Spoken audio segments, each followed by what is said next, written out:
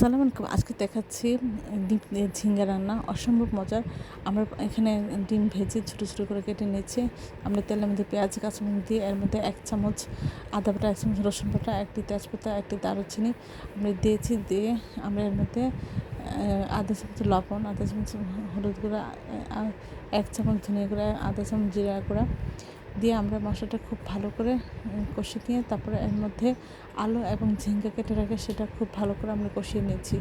তারপরে আমরা ভেজে রাখা ডিম এর মধ্যে দিয়ে সেটা কষিয়ে নিয়ে তারপর আমরা ঝোল দিয়েছি। ঝোল দিয়ে আমরা এটা কিছুক্ষণ জাল করে ঝোলটা কমিয়ে তারপরে নামিয়ে পরিবেশন করব। সব কিছু ঠিক থাকলে অসম্ভব মজা হয়। আশা করি আপনার বাসায় এইভাবে একবার হলেও ট্রাই করবেন। এইভাবে রান্না করলে ছোটো বড়ো সবাই খুব পছন্দ করবে, সবাই মজা করে খাবে। সবাই আমার চ্যানেলটি লাইক এবং শেয়ার দিবেন, সাবস্ক্রাইব করবেন এবং প্রিয়জনকে বেশি বেশি করে শেয়ার দেবেন।